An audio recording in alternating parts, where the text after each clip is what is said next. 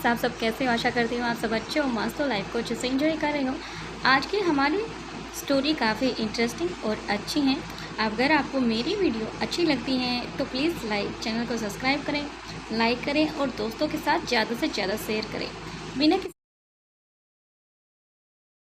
नीचे की तरफ देख रही थी, जहां पर अभी तक बच्चों की और परिवार की हंसी की गूंज अब भी उसे महसूस हो रही थी। उसके पास टेबल पर एक पुराना लैपटॉप था, जिसे बूढ़े बाबा द्वारा कुछ कोड भेजे या संदेश भेजे गए थे। स्क्रीन पर लिखा था, 5 सेकंड सक्रिय हो चुका है। रेखा और शीला अब सिर्फ झूठ नहीं बोलेंगी, वे हमला भी करेंगी। अनिका ने गहरी सांस ली और फुसफुसाई, अब तो खेल खत्म करना ही पड़ेगा। अब आगे दूसरी तरफ पेरिस की एक पुराने चर्च के नीचे छिपे सीक्रेट बेसमेंट के नीचे रेखा और शीला के बीच अब गर्म बहस चल रही थी। शीला काफी क्रोधित लग रही थी। तूने माफी मांगकर क्या हासिल कर लिया? अब तक अलीशा को अपने कब्जे में होना चाहिए था। रेखा धीरे से ठंडी आवाज में कहने लगी, मूर्ख मत बन शीला, मैं अंदर घुस चुकी हूँ।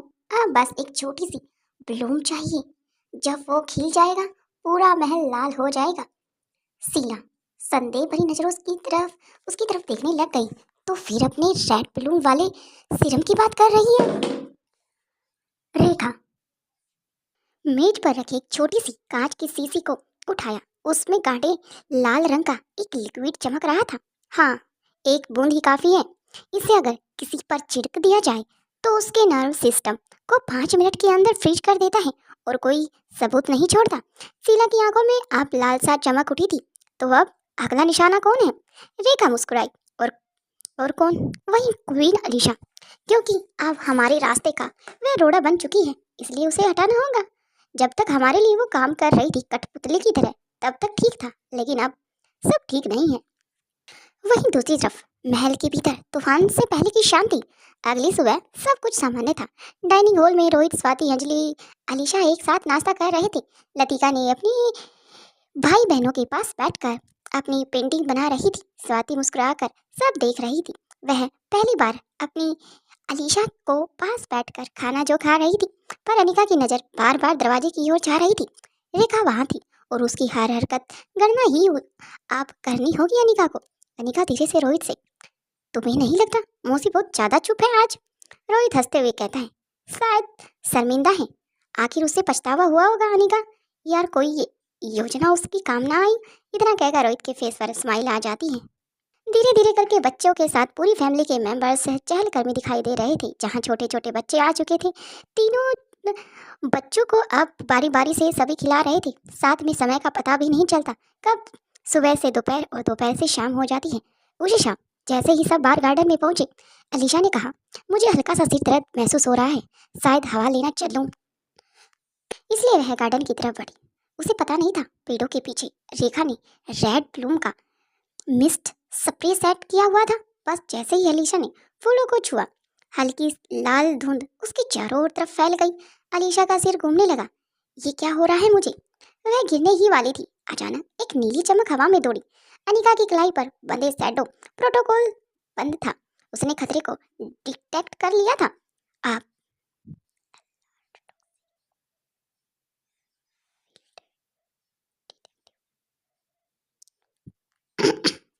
अनिका जो पैंट पहन रही थी, उसमें आसपास होने वाली गलत चीज कोई ऐसा आवाज पहले ही शो हो जाता था। अब ऐसा ही कुछ हुआ था, इसलिए अनिका दौड़ी। वह बिजली की तरह गार्डन पार कर कर अलीशा तक पहुंची और उसे अपनी बाहों में थाम लिया। Red Bloom with shadow protocol. उसी वक्त रेखा ने दूर से अपनी गाड़ी पर बटन दबाया। Activity sequence. पर इस बार कुछ गड़बड़ हुआ। महल की दीवारों पर लगी प्राचीन धातु की मूर्तियां चमक उठी। बूढ़े बाबा ने आप शैडो फील्ड सक्रिय कर दिया। पूरा महल नीले प्रकाश से घिर जाता है, जैसे सैकड़ों आत्माएं रेखाएं जाल को रोक रही हैं। ये सब एक स्वाति द्वारा बनाया गया जाल था। रेखा चीखी, इम्पॉसिबल, ये फील्ड तो सिर्फ मल्होत्रा। ये चुप कहकर वह चुप हो जाती है और बस मन में सोचने लग जाती है कि ऐसा ऐसा तो बस एक ही व्यक्ति कर सकता है, वो सिर्फ स्वाति। ऐसा कैसे हो सकता है? वही स्वाति दूर खड़ी मुस्कुरा रही थी, क्योंकि वह महसूस कर रही थी कि रेखा किस तरह से अपनी हार को बर्दाश्त नहीं कर पा रही। वो बेल्ट अब जाग चुका था। जब रेखा का पैंतरा काम नहीं किया, वह आग बबूला होकर अपनी गाड़ी को स्टार्ट करती है और वहां से निकल जाती है। रेखा ने तूने आप सेकंड प्लान को अंजाम दिया। रेखा ने शीला को कोड भेजा, फिल बैक पास 3। अब वे दोनों हवा की तरह गायब हो गई। पीछे छोड़ गई एक जली हुई सिरम की शीशी, अलीशा के बालों का एक रेशा। बूढ़े बाबा ने उसे उठाकर देखा, कहा, रेड ब्लूम का नमूना नहीं, ये जीन सिग्नेचर ट्रैक है। अब वे सिर्फ अलीशा को नहीं, मल्होत्रा वंश के हर रक्त को ढूंढ रही हैं। अनिका ने स्वाति की ओर देखा तो अब सैटो प्रोटोकॉल का असली मिशन शुरू हो चुका है। स्वाति गंभीर थी। यस, मिशन अलीशा से स्टार्ट होगा। वहीं आप सभी महल के अंदर चले जाते हैं। रात में हवा भारी थी, महल की रोशनी धीमी थी ताकि बाहर के किसी भी सीसीटीवी में चमक कम दिखे। अंदर के अधिकांश लोग थकान की ओट में सो चुके थे। बच्चे सुप्त और दादी नानी चैन की नींद ले चुकी थी। पर उस रात महल की सबसे छोटी सी दीवार के भीतर एक औरत उठ खड़ी हुई। दाएं 2 भाई, एक डॉक्टर, एक योद्धा। दोनों ने चुपके से अपनी जैकेट ओढ़ी और हथेली में लटके छोटे छोटे उपकरण कस कर पकड़ लिए। अनिका ने खिड़की से बाहर देखा। बगीचे में अलीशा की झलक आखिर बाहर उसने देखा ही। दिल धड़क धड़क से रह गया, लेकिन उसका एकदम ठहराव हुआ। स्वाति ने उसकी ओर देखा और मुस्कुराई, पर आंखों की मुस्कान में एक कड़वापन जरूर था। बिना बताए जाना ही अब सुरक्षित है, स्वाति ने फुसफुसाया। हाँ, अनिका ने कहा, अगर कोई अंदर हम पर शक कर बैठा तो सबसे पहले अलीशा तक पहुंचकर उसे खाली कर देंगे। हमें तफरीत और स्टिक होना होगा। वे अपने पीछे कोई संदेश नहीं छोड़ रही थी, न चिट्ठी न कोई अलार्म, केवल एक पवित्र वादा। लौटेंगे जब अलीशा सुरक्षित और सच सबके सामने होगा। स्थान 2 छायाएं। धीरे धीरे करके 2 परछाइयां गुप्त मार्ग से निकली। महल की पुरानी सर्विस डोर और गुप्त मार्ग से निकली। महल की पुरानी सर्विस डोर बेहतर घाटी की ओर घुलती हुई पतली सी गलियां, पुराने शहर की सकरी गलियां। रास्ते पर हर कदम पर अनिका मन ही मन यादों का जाल सुलझा रही थी। रोहित की बीमारी वाली रात, बच्चों की हंसी, स्वाति की बार बार दी हुई हिम्मत, पर उसने कदम नहीं रोके। स्वाति ने छोटे छोटे उपकरणों की जांच की। वे सब कुछ लगातार बिना बताए आगे की तरफ बढ़ रहे थे। सिर्फ सिग्नल, संकेत और जैव सिग्नेचर के लिए तैयार थे। उनके उपकरणों का काम सिर्फ पहचानना और ट्रैक करना था। कोई हमला नहीं, कोई उपकरण नहीं था। ये पूरी तरह से अब फिक्शनल गैजेट थी। रात अब आधी ढल चुकी थी, पर दोनों के ठंडक इधर उधर घूम नहीं रही थी। उन्हें तय किया कि किसी को भी महल से जांचें और बिना परेशान किए ही उसकी ताकत बने। माँ की चुप्पी, डॉक्टर की शांति, मिला जुला भाव अब दिखाई दे रहा था। पहला निशान, रेड ब्लूम की गुफा। कई किलोमीटर के बाद पहुंची उस पुरानी औद्योगिक इलाके के पास, जहाँ रेखा शीला ने रेड ब्लूम की बूटलेग लैब बनी हुई थी। पर ये अब खुला बेस नहीं था, ये एक बदलती खाक का जाल बन चुका था। बाहर से तो पेट्रोल पंप के कुछ कुबाड़ की तरह ही दिखाई दे रहे थे और इसकी इमारतें भी कुछ ऐसी ही दिखाई दे रही थी, पर अंदर छुपे दीवार, गुफाएं और नकाबपोश लोग वहाँ पर मौजूद थे। अनिका ने एक धीमी सांस ली। यहाँ से वे नेम सिग्नेचर निकालती हैं। हमें उस जीन टैग को पाना होगा जिसे फैब्रिकेट और ट्रैकर की तरह काम करेगा। स्वाति ने सिर हिलाया। और उस टैग के साथ जो भी कर रहे हैं हमने नहीं देखना, हमें केवल प्रमाण लेना है ताकि वे आप किसी की जान से खेल ना सके। वे चुपके से एक छोटी सी खिड़की से अंदर पहुंची। वहाँ हल्की सी मशीन बीप चल रही थी। रासायनिक गंध भी फैली हुई थी। कोई भारी सुरक्षा तो नहीं थी, पर वहाँ हवा में जो चीजें उड़ रही थी वे निगाहों से भी कई गुना मजबूत थी, जिन्हें आंखों से पकड़ना काफी मुश्किल हो सकता था। केवल एक वैज्ञानिक की सूझ और माँ की हिम्मत उन्हें बचा सकती थी। अंदर जैसे ही आप अपनी निगाहें घुमाती हैं, अंदर शीशे की अलमारी पर वही लाल तरल की शीशी पड़ी थी, पर जिस पर रेखा और शीला के लोग काम कर रहे थे। कभी सीधे भयंकर प्रोटोकोशन कर रहे थे, तभी कुछ नहीं छोड़ रहे थे। सारा काम बड़े ही ध्यान और सावधानी पूर्वक किया जा रहा था। अनिका ने शीशी को देखा, उसका मन कांप गया, पर उसने उसे हाथ में ना लगाया। स्वाति ने चुपके से आप कैम डिवाइस से पूरे रूम का स्नैप लिया ताकि बाद में इसके डिजिटल फिंगरप्रिंट्स साफ दिखे जा सकें। वहीं एक छोटे से कमरे में दीपक के नीचे एक सतह पर कुछ नमूने पड़े थे। अलीशा के बालों के कुछ रेशे, एक छोटी सी लोथर टैप की सिरा और कुछ कागज। अनिका ने जल्दी से एक कलम पोस्ट से उनमें से एक छोटे से पैकेट को बालों का एक रेशा लिया और उसे स्लिट बैग में रख लिया। ये सब बहुत बारीकी से किया, बिना कुछ होने दिए, बिना कुछ पता लगे। स्वाति ने स्क्रीन पर देखा, वो ट्रैकर जो रेखा ने छोड़ा था असल में एक मैक्स सिग्नल जनरेटिक था, किसी को भ्रम में डालने वाला डिवाइस। उसने हाथ में संकेत किया और हमने ऐसे पकड़ लिया है, अब केवल रिकॉर्डिंग और कुछ प्रमाण चाहिए। ये रेखा और शीला की एक चीज है। पर तभी वहीं दूर से कदमों की आवाज आई, किसी ने उन्हें महसूस कर लिया। टकराव। 2-3 नकाबपोश लोग कमरे के दाखिल हुए, पर यहाँ कोई बड़े हथियारदारी नहीं थी। अधिकतर अब कुछ हाथों में कुछ औजार लिए हुए थे। तेज निरीक्षण उनका साफ दिखाई दे रहा था, क्योंकि नकुले नकुले छुरी जो कि लकड़ी से बनी हुई थी, बस वही उनका हथियार थी। अनिका ने सीधे स्वाति की ओर देखा। बिना शब्दों के वे समझ गई कि रोक टोक के समर्थन नहीं है, पर एक चालाकी थी वहां से भागकर बहाने छोड़ने की। अनिका ने धीमे से एक रिकॉर्डर फेंक करके कमरे में दूसरी तरफ फेंक दिया। आवाज आने लगी। नकाबपोश लोग भटक गए और उसी दौरान स्वाति ने पूरे नमूनों को सुरक्षित कॉपी निकाली और पॉकेट में छिपा ली। वे पैदल ही बाहर निकली, बिना कोई लड़े, पर उनकी आंखें कह रही थी, हम सबको पकड़ लेंगे।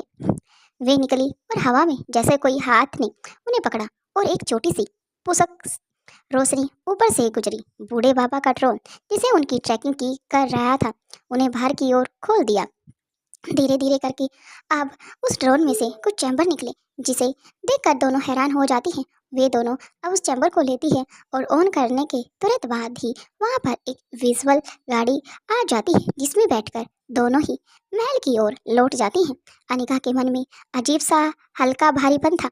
उस स्वाति और अनिका दोनों ही अपने मिशन को कंप्लीट करके आ चुकी थी।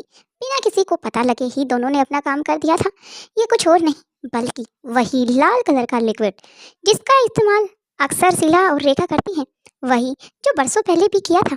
अब भी उसका इस्तेमाल करके अब भी बच्चों को परेशान करने का काम उन औरतों द्वारा किया जा रहा था, क्योंकि ये वही केमिकल था जिसके कारण आज लतिका की ऐसी हालत हुई है।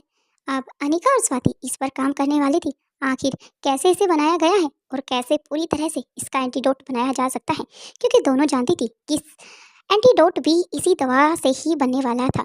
इसलिए दोनों ने ही प्लान के तहत सारा काम किया। जैसा उन्होंने सोचा था, जैसा जाल बिछाया था, बिल्कुल पूरी तरह से वैसा ही चल रहा था। वहीं दोनों बहनें काफ़ी खुश थी, लेकिन पल भर में खुशी गायब भी हो गई थी, क्योंकि उन्हें समझ आ गया था आखिर उनकी चाल कामयाब नहीं हुई। अभी तक उन्हें ये नहीं पता था कि आखिर अनिका और स्वाति अपना काम उनके गुप्त अड्डे से करके जा चुकी हैं।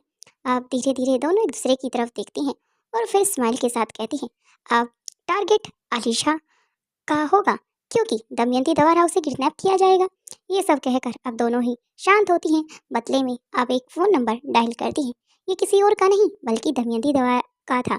दूसरी तरफ से आवाज़ आती है। अब रेखा कहती है, अगर तुम्हें अपने बच्चे के बारे में जानना है या पता करना है तो तुम्हें क्वीन अलीशा को किडनैप करना होगा। तुम्हें इस राज को बस अनिका ही बता सकती है। शायद उसे भी पता है कि आखिर तुम्हारा तीसरा बच्चा कौन है। इतना कहना और इतना सुनना ही था कि दमयंती के दिमाग में एक बात आई, आखिर हो भी सकता है, क्योंकि लच्छू उसके पास थी, उसके ब्लड सैंपल लिए गए थे।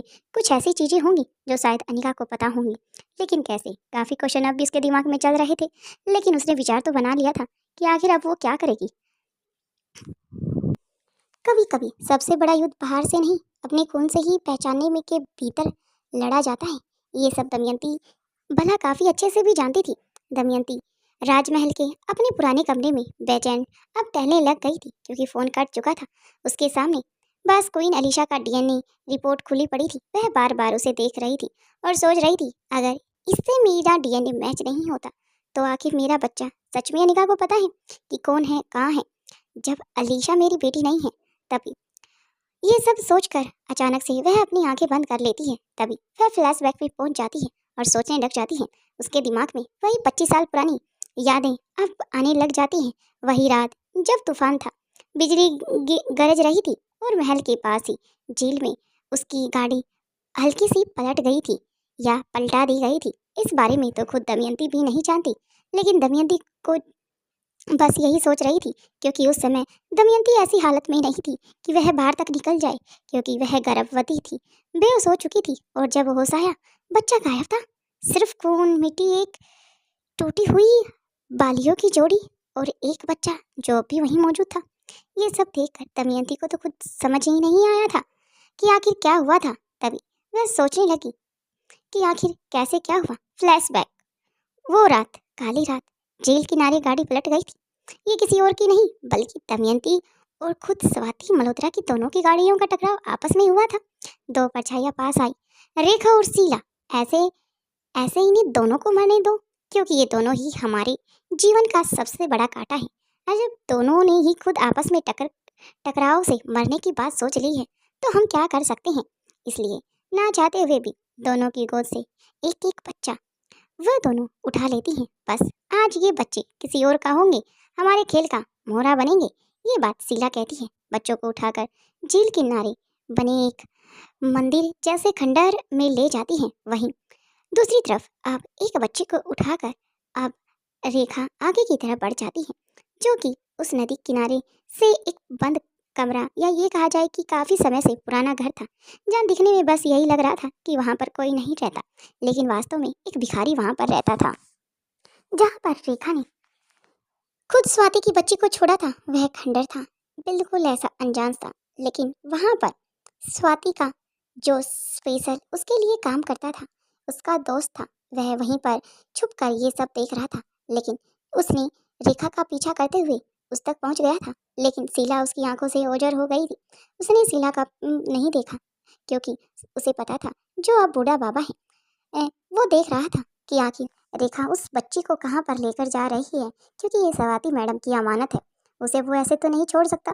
जैसे ही आप वह उसकी तरफ देखने लग जाता है, रेखा वहां से जा चुकी थी, क्योंकि रेखा को किसी के कदमों की आहट महसूस हो चुकी थी। जब बूढ़े बाबा वहां पर पहुंचा तो अचानक से पीछे से किसी का वार हुआ। ये वार किसी और ने नहीं, बल्कि शीला ने किया था, क्योंकि शीला वहां पर आ चुकी थी, जिसने उसे देख लिया था। ऐसा देखा कि ऊपर से रेखा को शांत रहने का इशारा किया।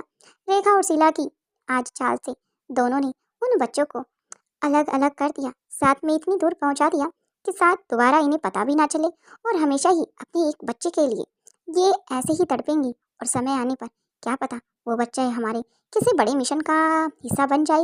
ये सब सोच लिया था। Present time. दमयंती अपने ख्यालों की दुनिया से आई, लेकिन उसे यकीन था कि आखिर उसका बच्चा कहाँ है। अब बच्चे के प्यार में दमयंती पागल हो चुकी थी। जहाँ उसकी एक बेटी उसके पास थी, वह उसे कह नहीं सकती थी कि वह उसकी बेटी अपना खून है, लेकिन दूसरे बच्चे के लिए तड़प रही थी। वहीं दूसरी तरफ पैलेस में हल्की ठंडा हवा चल रही थी। लतिका अपने कमरे में किताब पढ़ रही थी। क्वीन अलीशा बालकनी में खड़ी आसमान को देख रही थी, जहाँ चांद जैसा ही कुछ अधूरी कहानी को सुन रहा हो। लेकिन उस रात हवा में कुछ अजीब कंपन था। महल के बाहर पार्किंग जोन में काले सूट पहने कुछ लोग उतरे। उनके हाथ में आप गन्स थी। वो किसी इशारे करते हैं और साइलेंट मोड पे आगे बढ़ जाते हैं, क्योंकि वे बिल्कुल ऐसे आगे की तरफ बढ़ रहे थे मानो उन्हें देखना भी काफी मुश्किल हो रहा था। जल्दी से रात के समय में, जब तक सीसीटीवी कैमरों को भी दमयंती के लोगों द्वारा हैक कर लिया गया था, रात के मौके का फायदा उठाकर उन्होंने अब खिड़की से होते हुए वे आगे की तरफ बढ़ जाते हैं। वहीं महल की सुरक्षा प्रणाली में अब अक्षणिक ब्लिंक स्टार्ट हुआ। एक सेकंड के लिए सीसीटीवी कैमरे ब्लैंक हुए। बस इतना ही काफी था। अब ऑपरेशन स्टार्ट हो चुका था। अलीशा अपने रूम की ओर मुड़ी और अचानक पीछे से किसी ने सरप हिश की आवाज में आई और सुई उसकी गर्दन में चुभा दी। सब कुछ धुंधला हो चुका था। वह गिरने से पहले ही बस इतना ही सुन पाई, टारगेट स्क्योर्ट मोड। क्योंकि ये किसी और ने नहीं किया था, ये सब अब खुद दमयंती द्वारा किया गया था। इतनी फास्ट मूव, बिल्कुल जैसे कोई मकड़ी दीवार पर चढ़ती है, ऐसे ही चढ़कर आई थी। और खुद अलीशा को किडनैप दमयंती द्वारा ही किया गया था। कुछ मिनटों में ही पूरी टीम उस एक काले सन्नाटे के साथ वहां से गायब हो गई। अब अगली सुबह महल में हलचल थी। सुबह सूरज निकला, पर रोशनी फीकी लग रही थी। क्वीन अलीशा का कमरा खाली था। सारे सुरक्षा अधिकारी चक्कर काट रहे थे। अनिका, स्वाति, मल्होत्रा कमरे में पहुंची। बिस्तर बिखरा हुआ था, पर्दे फटे हुए थे और फर्श पर अलीशा का डीएनए स्कैनर टूटा पड़ा था। अनिका कांपती आवाज में, किसी ने उसे ले गया है। यम है ना माँ? स्वाति धीरे से, मुझे अंदाजा है कौन। क्योंकि इन दोनों को भी पता था आखिर कौन। मानो उन दोनों ने ही खुद किसी के लिए जाल बिछाया हो और वो खुद इंसान उसके जाल में फंस गया हो। ये तो आने वाले एपिसोड में ही पता चलेगा। उसकी आंखों में एक नाम चमक उठा, ये दमयंती का काम है, ये सब दमयंती द्वारा किया गया है। आप दूसरी तरफ दमयंती का ठिकाना। वहीं दूसरी ओर आर्डन हिल्स के पुराने मैंसन में दमयंती ने कमरे में मोमबत्तियां जलाई थी। वह अलीशा के पास बैठी थी। अलीशा आप भी बेहोश थी। दमयंती धीरे से उसके बाल सहलाते हुए, मैंने तुम्हें खोया था, अब कोई नहीं छीन पाएगा तुम्हें मेरे से। तुम मेरी बेटी हो। उसकी आंखों से आंसू गिरे, लेकिन उनमें ममता कम और पागलपन ज्यादा लग रहा था। वह उस पास रखे डीएनए रिपोर्ट्स देखती रही। स्वाति मल्होत्रा का नाम बार बार उसके दिमाग में आ रहा था। आखिर कहीं ये स्वाति की बेटी तो नहीं। ये सब भी दमयंती के दिमाग में चल रहा था, लेकिन दूसरे ही पल वह उस बात को नकार देती। बस यही कहती, अगर दमयंती की दूसरा बच्चा होता तो शायद दमयंती अब तक उसे ढूंढ पाती, लेकिन ऐसा तो कभी कुछ हुआ ही नहीं। दमयंती ने एक बच्चे को जन्म दिया था, वो है सिर्फ अनिका।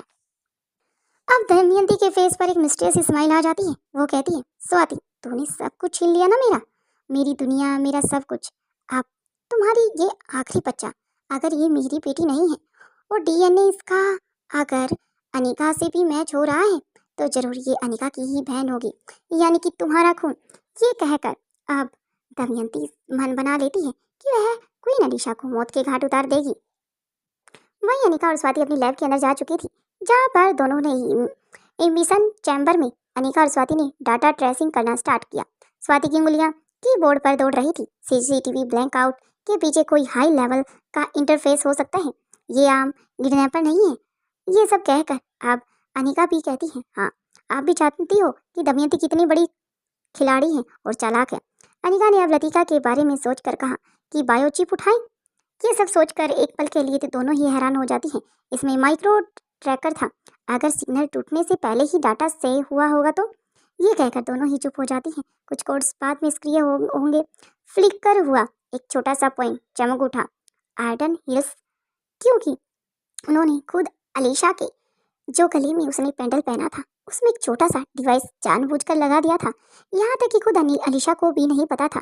अनिका ने इतनी चालाकी से सब किया कि अलीशा के दिमाग में तो ये बात आई ही नहीं। अनिका वही है ना दमयंती। अब स्वाति दोनों ही अब हंसने लग जाती हैं। साथ में एक स्माइल के साथ माँ बेटी कहते हैं, चलो मिलकर उसके लिए नरक का दरवाजा तोड़ते हैं। इतना कहकर अब दोनों मिशन के लिए बिल्कुल रेडी हो चुकी थी। रात के करीब 2 बज चुके थे। काली जीप जंगल की सड़क पर बिना हेडलाइट के चल रही थी। स्वाति ने कमांड दी, ऑपरेशन शैडो इंटरवल एक्टिव। दोनों ने अब ट्रैकर को और स्वाति आपस में हल्की सी स्माइल के साथ अब अनिका कहती है कि चलो माँ, अब दुश्मनों की नरक के दरवाजे खोलने का समय आ गया है। अब दोनों ही अपने मिशन के लिए रात के समय ही निकलना चाहती थी, ताकि किसी को पता भी ना चले और किसी तरह का कोई किसी को संकेत भी ना मिले। सब गोपनीयता के साथ दोनों ही करना चाहती थी, इसलिए अपने इम्पोर्टेंट जितने भी उनके गैजेट थे दोनों ही लेती हैं और एक गाड़ी में बैठ जाती है। वही गाड़ी जो इनविजिबल और विजुअल हो सकती है। अब खुद बिना किसी देरी के स्टोरी को स्टार्ट। दूसरी तरफ महल में 3 औरतें गायब थी, क्वीन अलीशा, अनिका और स्वाति मल्होत्रा।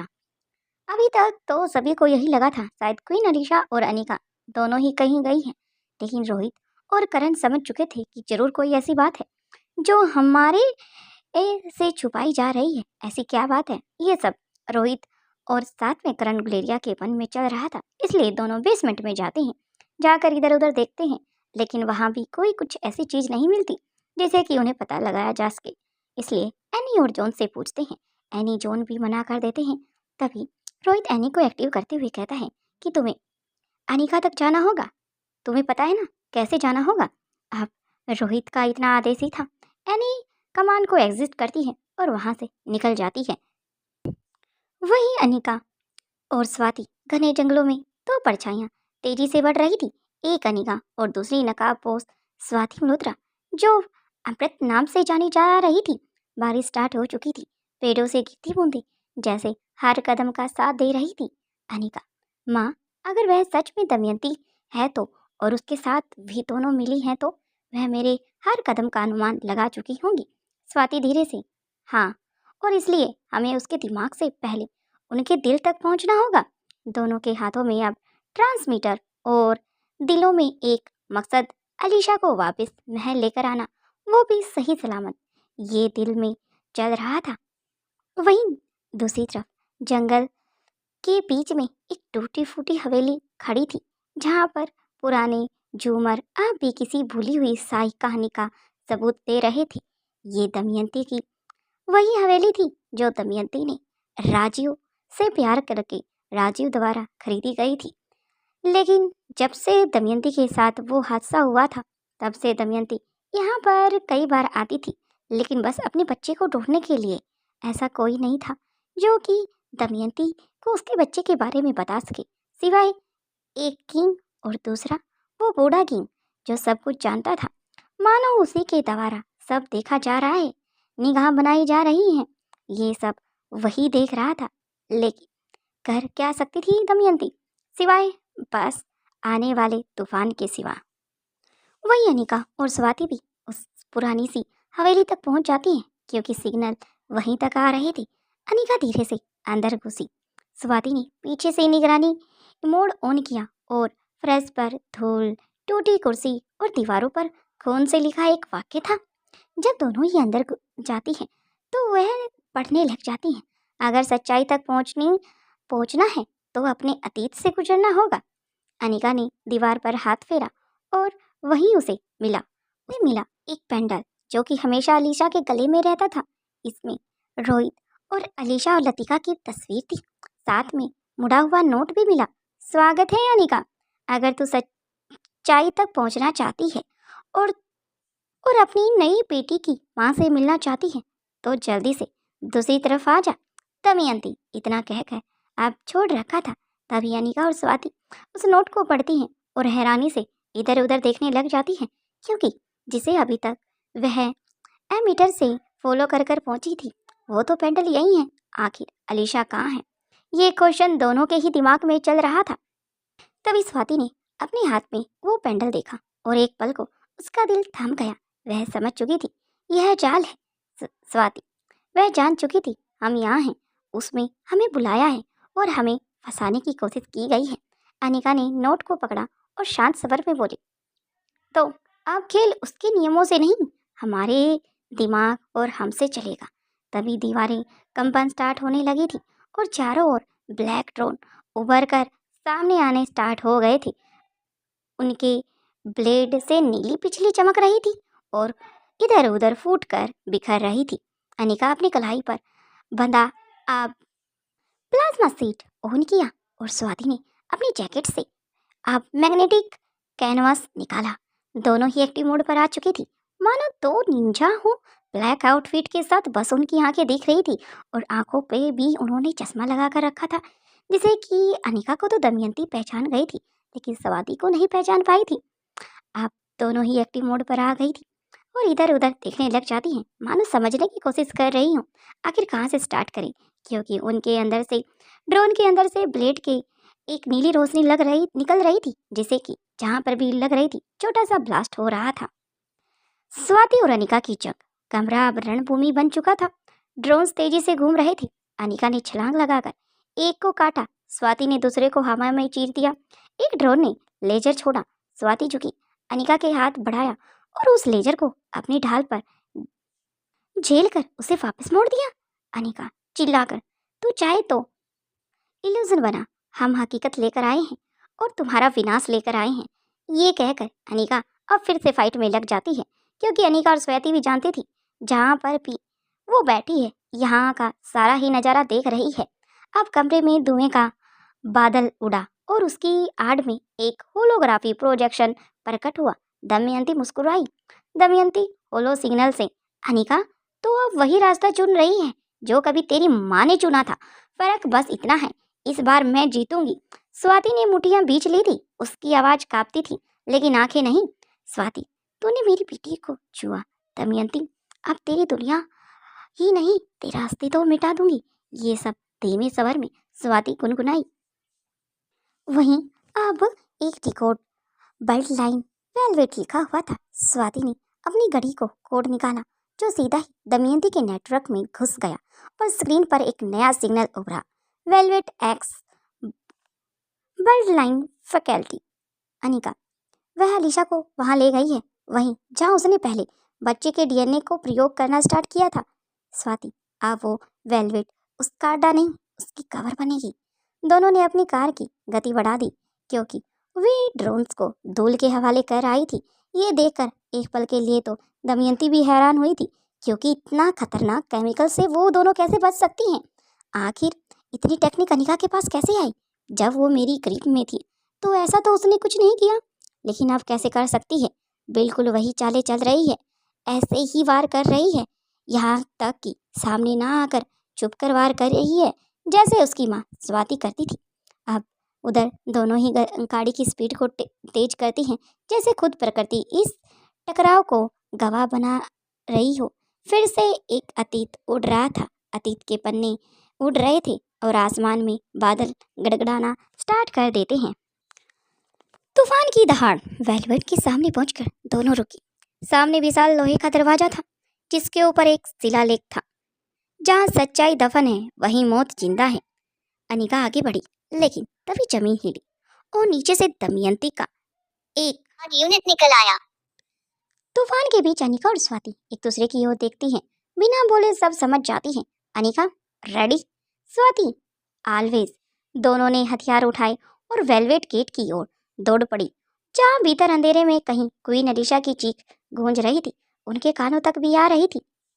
उस वेलवेट एक्स के दरवाजे में हवा में वहां पर नम थी, बिल्कुल नमक जैसी, और धातु की गंध भी महसूस हो रही थी। अनिका और स्वाति दोनों गीले कपड़ों से सांस लेते हुए उस भारी लोहे के दरवाजे को सामने खड़ी हो जाती है। दरवाजे पर वही चेन चमक रहा था जो दमयंती के पुराने प्रयोगों में दिखा था, एक सरप अपनी ही पूंछ को काटता हुआ। अनिका धीरे से, यह उसकी सिग्नेचर है माँ, वही जगह जहाँ उसने न जाने कितने ही कैद रखा था, कितने ही औरतों को। स्वाति, आज इस सरप की पूंछ काट डालेंगे। इतना कहकर थम्स अप का इशारा कर देती हैं। उन्होंने अपने हथियार सक्रिय किए, काफ़ी एडवांस फीचर के जो कि खुद स्वाति द्वारा बनाए गए थे। उन्होंने अपने हथियार सक्रिय किए, एक पल्स बेल्ट और एक इलेक्ट्रिक। ऐसे ही दरवाजा खुला, गन, धुआं और धोखा। अंदर घुसते ही आंखों के सामने सब कुछ धुंधला हो गया था। मशीनों की गूंज, हल्की नीली रोशनी और हवा में एक अजीब सी मीठी गंध, वह गंध जो भ्रम पैदा करती है। स्वाति नाक पर कपड़ा बांधते हुए, सावधान अनिका, ये तुम्हें भी पता है ये हेलोजन गैस है, दमयंती की पुरानी ट्रिक। अगर ध्यान डगमगाया तो यादें सच मानने को इनकार करने लगेंगी। अनिका ने सिर हिलाया, फिर कहती है, मुझे पता है क्योंकि मेरे सामने ये सब काफ़ी बार हो गया है माँ। अनिका ने भी सिर हिला दिया था। अनिका ने सिर हिलाया, लेकिन कुछ सेकंड बाद ही उसे लगा कि कहीं पास में ही कोई अलीशा पुकार रही है माँ मुझे। वह आवाज़ की दिशा में भागी, लेकिन वहाँ सिर्फ हवा थी और दीवार पर एक झिलमिलाता हुआ होलोग्राफ, अलीशा की छवि जो धीरे धीरे गायब हो रही थी। अनिका कांपती हुई आवाज में, यह इल्यूजन है ना माँ? स्वाति, हाँ, लेकिन इसका मतलब है कि यही थी दमयंती की परछाई। तभी धुएं के पार से एक परछाई उभरी, काले कोट, सिल्वर बाल और वही ठंडी मुस्कान। दमयंती दूर खड़ी थी, उसकी आंखों में लपटे थी दमयंती। स्वाति, लगता है रास नहीं आया, तभी तो तेरी बेटी सेम ऐसे ही आई है। ये सब कहकर हंसने लग जाती है। ये मैं तेरे चेहरे को फिदा चिल्लाकर कहती है। अनिका, शायद तुम्हें भी तुम्हारी माँ की तरह उसी के पर जाना ही पसंद होगा, क्योंकि हर बार तुम मेरे सामने किसी ना किसी रूप में आ जाती हो। पता नहीं क्यों। तुम्हारा और मेरा क्या रिश्ता है? तुम मेरी इतनी बड़ी दुश्मन कैसे बन गई, जबकि मैंने तो तुम्हें अपना इतना बड़ा दुश्मन कभी समझा ही नहीं।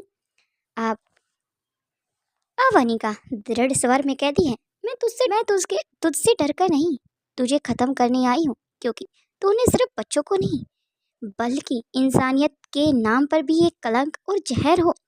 दमयंती हाथ उठाया और कमरे के दोनों किनारों में 2 ऑटो स्ट्रेंटिंग गन एक्टिव हो जाती हैं। फौरन फायर स्टार्ट हो जाती है। नीली गोलियां हवा में चलती हुई दिखाई दे रही थी। अनिका और स्वाति ने फुर्ती से कवर किया। अनिका ने अपने ब्लेड से एक गन को सेंसर को वार किया। स्वाति ने दूसरे इलेक्ट्रो पल्स के द्वारा फेंक दिया। और कुछ ही पलों में दोनों गनें शांत हो चुकी थी। दमयंती हंसते हुए, इतनी जल्दी? मेरे पुराने सिपाही भी नहीं नाचे थे और तुमने तो उनके आने से पहले इन गन को खत्म कर दिया। स्वाति मन ही मन बुदबुदा रही थी, हम नाचने नहीं, तुम्हें दफन करने आए हैं। तभी घातक मुकाबला। दमयंती ने अपनी जैकेट से एक सोनिक विप निकाली। हर वार के साथ हवा कांप रही थी। स्वाति ने पलटवार अब मैग्नेटिक ब्लेड चलाए। दोनों के बीच अब फाइट स्टार्ट हो गई थी। बिल्कुल बराबर का टकराव दिखाई दे रहा था। चिंगारियां दीवारों पर नाच उठी थी। अनिका साइड से घूमकर पीछे के पैनल तक पहुंची और सिग्नल ट्रेस को थर्मल को सिग्नेचर देख रही थी। अनिका ईयर क्लिप से, माँ, अलीशा की बॉडी टैंप यहाँ रजिस्टर हो रही है लेकिन मूवमेंट नहीं है। स्वाति लड़ते हुए, मतलब या तो वह बेहोश है या उसे दूसरी लोकेशन पर भेज दिया गया है। दमयंती ने एक जोरदार वार किया क्योंकि स्वाति और साथ में दमयंती फाइट कर रही थी। अनिका अलीशा को ढूंढने में लगी हुई थी जिसे स्वाति दीवार से टकराई और खून उसके होठों से निकलने लग गया। दमयंती, तू सोचती है कि तुम लोग यहाँ से बचकर जा पाओगे? नहीं, कितने ही तोड़ मैंने तुम लोगों के लिए बिछाए हैं, कितने ही जाल, शायद तोड़ते तोड़ते तुम दोनों यहीं पर फंसकर कैद करके रह जाओ। स्वाति ने धीमे स्वर में कहा, पर मैं उन सभी की माँ हूँ जिनसे तूने इंसानियत छीनी है। वह बिजली की गति से उठी और दमयंती के सोनिक वाइप को पकड़ा और उसे अपने ही हथियार के पीछे धकेल दिया। दमयंती पीछे गिरी और गुस्से में हंसते हुए बोली, मिलते हैं वेलवेट सेकंड में। इतना कहकर वह धुएं के बीच गायब हो जाती है। भ्रम का अंत, लेकिन अलीशा नहीं। धुएं धीरे धीरे अब वहां से हटने लग जाता है। कमरा अब शांत हो चुका था, बस मशीनों की धीमी गूंज आ रही थी। अनिका और स्वाति ने चारों ओर देखा। कोई अलीशा नहीं थी, कोई कैदी नहीं था। सिर्फ एक टेबल पर रखी थी अलीशा के कंगन और दीवार पर एक चमकती हुई लकीर। तुम बहुत करीब थी, अब थोड़ा और नीचे देखो। स्वाति ने पैनल हटाया। नीचे एक गुप्त लिफ्ट थी जहां गहराई में जा रही थी। ये शायद अलीशा वहीं पर हो। अनिका कांपती हुई आवाज में, वह हमें फंसाने नहीं, दिशा दिखाने आई थी। स्वाति, शायद हमें भ्रम में डालने के लिए। आप लिफ्ट की बत्ती चमकी और स्क्रीन पर लिखा था, नेक्स्ट स्टेप लेवल क्या। दोनों ने एक दूसरे की ओर देखा और अनिका की आंखों में आंसू और दृढ़ता साफ दिखाई दे रही थी। अनिका, आप चाहे नीचे मौत ही क्यों ना हो, अपनी बेटी को वापस लेकर ही आऊंगी। इतना कहकर स्वाति नीचे की तरफ बढ़ने लगी। अनिका ऊपर खड़ी थी। स्वाति ने उसका हाथ थामा और, मैं तुझे खोने नहीं दूंगी मेरी बच्ची। अब धीरे धीरे करके उतरने लगी, लेकिन उसके पीछे पीछे अनिका आ रही थी। लेकिन स्वाति ने उसे मना किया। लेकिन अनिका कहाँ रुकने वाली थी। लिफ्ट का दरवाजा बंद हुआ और दोनों अंधेरे में उतर गई। वहीं वेलवेट एक्स का भ्रम, अगला स्टेप स्टार्ट, जहाँ नीचे सिर्फ अंधेरा नहीं बल्कि वो सच दबा था। 3 पीढ़ियों का खेल बदल देगा।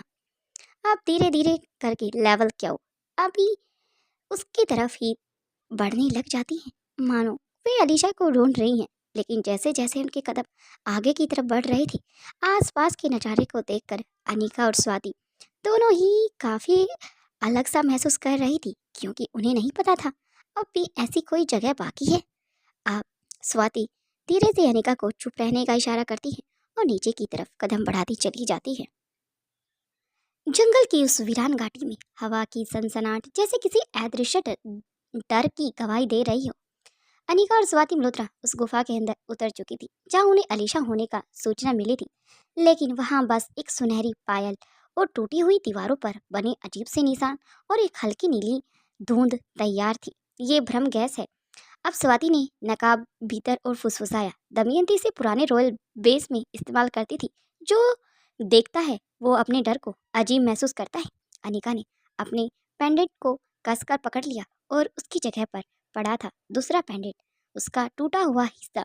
उसके नीचे एक चिट थी जिस पर लिखा था, अगर सच्चाई जाननी है तो साई की राह पकड़ो, लेकिन सावधान रहना, हर साया अंधेरा नहीं होता। अब स्वाति ने चीट उठाई, तभी हवा के झोंके ने अचानक पूरे माहौल को हिला दिया। रेत उठने लगा, पेड़ झूमने उठे और हवा के बीच एक धुंधली परछाई उभरी। वो किसी इंसान जैसी नहीं थी। उसका चेहरा प्रकाश और धुएं का मिश्रण लग रहा था। स्वाति ने तलवार खींच ली। कौन हो वहाँ, सामने आओ। पर वो साया कुछ बोलने से पहले ही हवा में घुल गया और जमीन पर एक चमकदार प्रतीत उभर आया। Queen omega. स्वाति ने झुककर उसे उठाया। उसकी आंखों में फैल गई। ये तो बूढ़े किंग का निशान है। अनिका चौंकी। मतलब ये कोई चेतावनी है? हाँ, स्वाति ने धीरे से कहा। यह शायद एक संदेश दमयंती को रोकने के लिए हो सकता है। अनिका अनिका भी अब स्वाति की बात को सहजता से समझ रही थी और सुन पा रही थी। स्वाति ने अपने वैज्ञानिक डिवाइस से प्रतीक को स्कैन किया। नीली किरणों से उस निशान से निकलकर हवा में एक होलोग्राफी बना देता है जिसमें बूढ़े किंग की आवाज गूंज रही थी। अगर तुम ये सुन रही हो तो स्वाति, तो जान लो दमयंती का अतीत अधूरा है। वह जिस बच्चे को खोज रही है उसका नहीं, बल्कि उस प्रयोग का हिस्सा है जिसे उसने खुद भूल जाना चाहा था। Shadow project alpha. अनिका ने स्वाति की ओर देखा। मतलब अलीशा एक एक्सपेरिमेंट का हिस्सा थी? स्वाति की आवाज भारी थी। हाँ, दमयंती को ये कभी पता नहीं चलना चाहिए कि उसने अपनी ही बनाई सच्चाई निगलनी होगी। वहीं दमयंती अपने उस बेसमेंट के अंदर थी। काले पर्दे, ठंडी रोशनी, उसके सामने टेबल पर पड़ा था क्वीन अलीशा का डीएनए फाइल। उसकी आंखों में एक लपट थी। अगर वो मेरी नहीं है तो किसी की भी नहीं होगी। उसके पीछे शैडो यूनिट खड़ी थी। नकाब पहने हुए सैनिक तैयार थे। वे बोले, उसे दूसरी लोकेशन पर ले जाओ। अगर कोई पीछा करे तो रोक दो, चाहे वो कोई भी क्यों ना हो। आप धीरे धीरे करके वो आगे की तरफ बढ़ने लगे क्योंकि दमयंती को पता लग चुका था कि आखिर अनिका और स्वाति यहाँ तक भी पहुंच गए। रात ढलते ही अनिका और स्वाति एक साथ उसकी गुफा के अंदर दाखिल हुई। दमयंती के सैनिकों ने हमला किया। बिजली जैसे तेज चाल से आगे बढ़ती है, उसी चाल से अनिका और स्वाति ने आगे बढ़ा और दो व्यक्तियों को मौत के घाट उतार दिया। दोनों व्यक्तियों को मौत का एपिसोड में देखते हैं। जल्द मिलते हैं। वीडियो को ज़्यादा से ज़्यादा शेयर करो, लाइक करो और प्यारे प्यारे कमेंट करो। थैंक यू दोस्तों।